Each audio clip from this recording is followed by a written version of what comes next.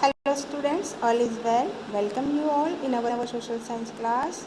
And today I am going to teach you chapter 10 of Civics, Law and Social Justice. In this chapter we will come to know about the special laws are needed to regulate economic activities and stop the exploitation of those in a weaker position. Laws are needed to protect not only specific groups like workers or consumers but also the general public. This comes under the law and social justice. Let us know more. Now let's take a look on important points which we are going to be discussed. First, we will discuss about laws that prevent us from exploitation. Then we will discuss about the what is Minimum Wages Act, what are the laws for the producer and consumer, and about the Child Labor Prevention Act. After that, implementation of the laws and enforcement of the safety laws, and what are the new laws to protect the environment. And last, I will conclude the chapter. Students, have you ever felt that shopkeeper or traders being exploited near your surroundings? Everywhere markets are exploitative of people, whether they are workers, consumers or producers. The government makes certain laws to protect people from any kinds of exploitations. They try to ensure that the unfair practices are kept at minimum levels in the market. The government of the country controls the activities of the entities by making, enforcing and upholding these laws. In this way, it checks to confer social justice to one and all. Many of these laws have their basis in the fundamental rights guaranteed by the Indian Constitution. Laws that prevent exploitation. It is obvious that all the private companies, contractors and business persons normally want to make as such profit as they can. In this desire for profits, they sometimes deny the workers their right and do not pay them the desirable wages, but this is illegal.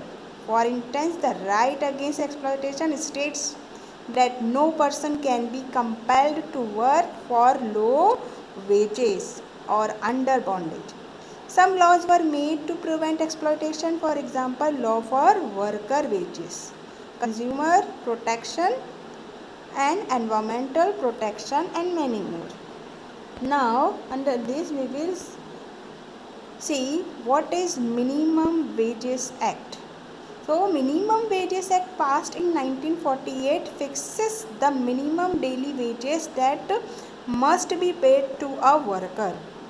According to the law, it is illegal or wrong to deny workers their wages.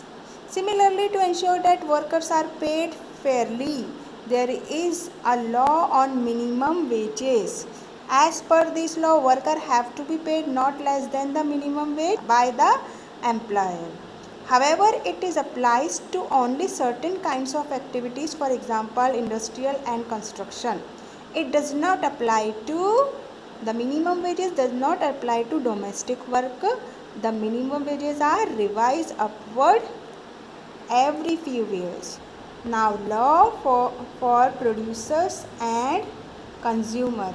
An individual who buy goods for personal use and not for resale is known as consumer, and a person or organization that produce goods sale in the market is known as producer. Consumer Protection Act 1986, this law laid down the rights of consumer.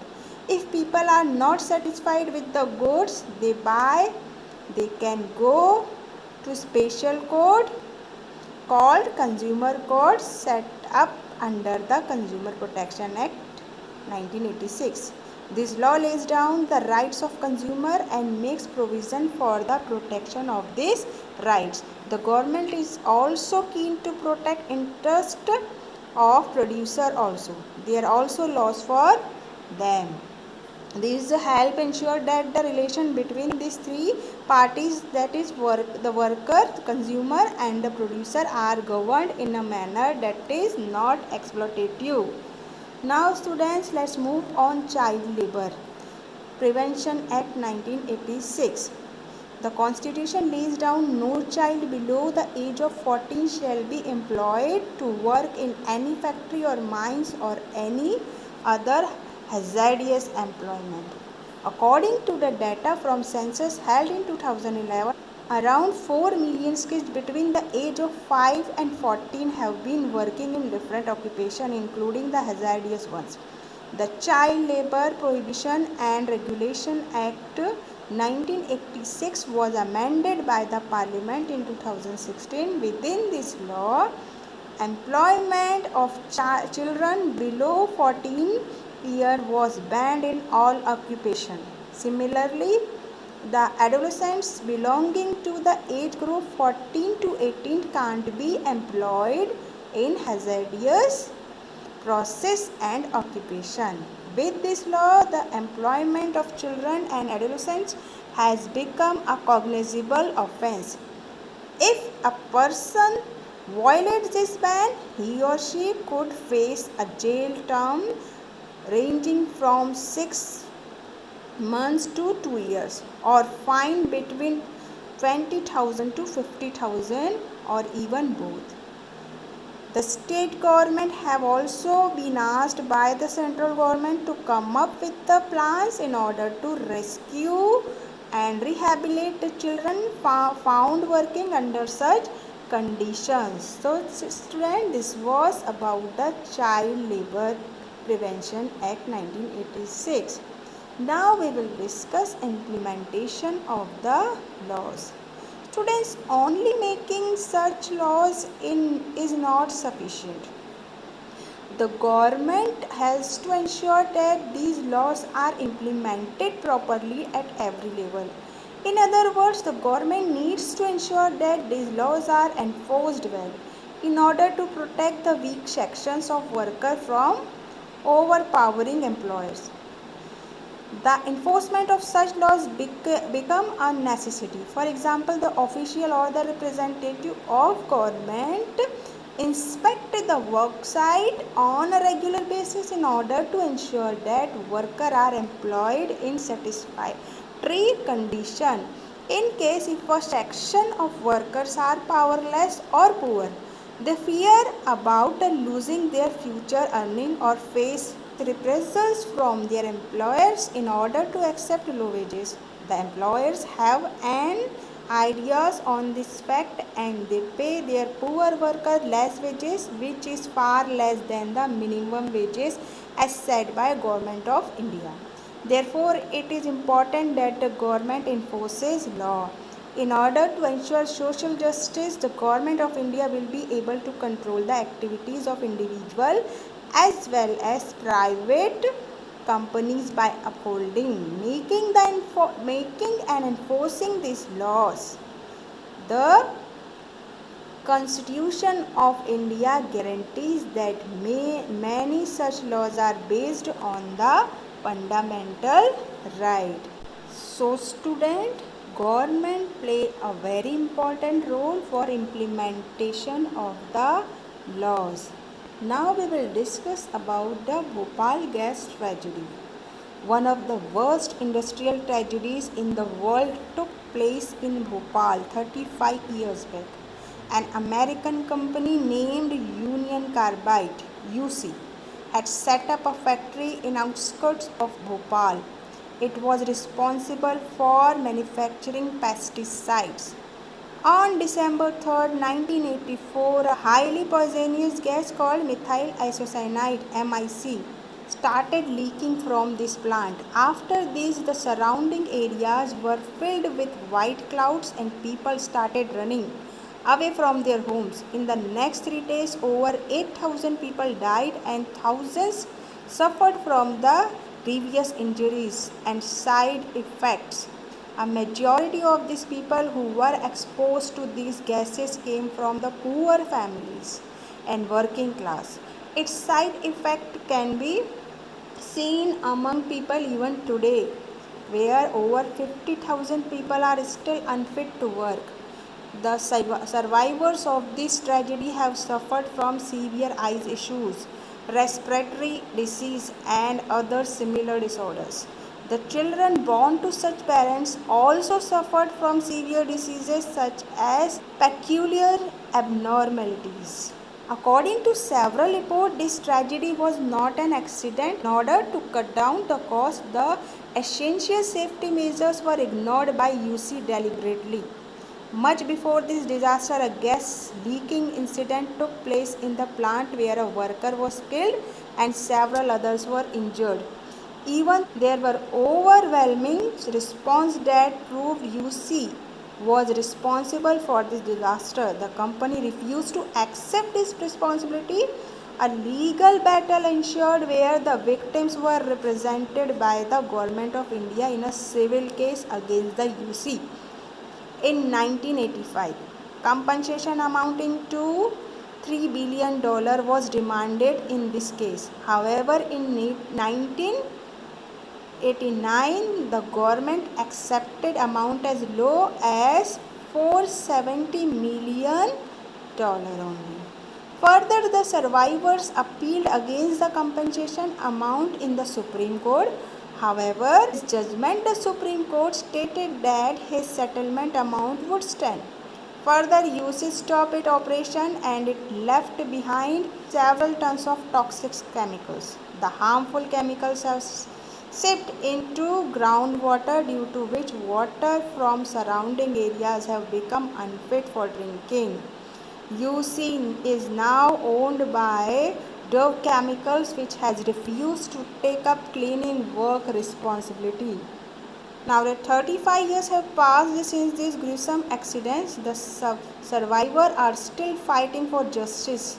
They do not have access to safe drinking water, required healthcare facilities or jobs in order to survive. They also have demanded that and vice chairman of UC at the time of disaster should be prosecuted. Government come and go, but people are waiting for justice. To stop any such sort of incidents in future, the developers and business class should make liable by making strict law so that such incident could not take place in future. Now discussing about the Bhopal gas tragedy plants, there is a question: what is the worth of the workers' worth? In order to understand the events leading to Bhopal gas disaster, we need to understand why a factory was set up by Union Carbide in India. One of the main reasons why foreign companies set up plants in India is due to availability of cheap labor. Wages paid to workers in the developed country, for example, the USA, is many times higher than poor regions of India. These companies also get long hours of work by offering low wages to these poor workers. Additional employees benefits such as demand of housing facility is also not high. Thus, companies are able to save cost and earn high profit. These foreign companies also rely on many dangerous means in order to cut cost. Workers work in lower working conditions for long hours, where safety measures are ignored by company officials. The UC plants consisted of malfunctioning safety devices, or they were not provided to workers in adequate numbers. Between 1980 and 1984, the official had cut down the work crew for this plant to 6 from 12. The workers were trained in safety training for only 15 days as compared to 6 months earlier. The UC official also abolished the post of night shift worker. A report based on comparison between UC plants of USA and India states that a UC plant in West Virginia, there were computerized warning and monitoring system installed. However, the plants in Bhopal relied on human sense and manual gauges in order to detect gas leaks. Virginia plant had an emergency evacuation plant ready. However, it was non-existent in the case of Bhopal. Another question is regarding the worth of an Indian worker and why they receive such a low compensation amount. It is based on this notion that the Indian workers are easily replaceable. This is the main cause. In India, the workers are easily replaceable. As the unemployment rate in India is high, therefore the Indian workers are ready to work in inhuman condition on the basis of even low wages.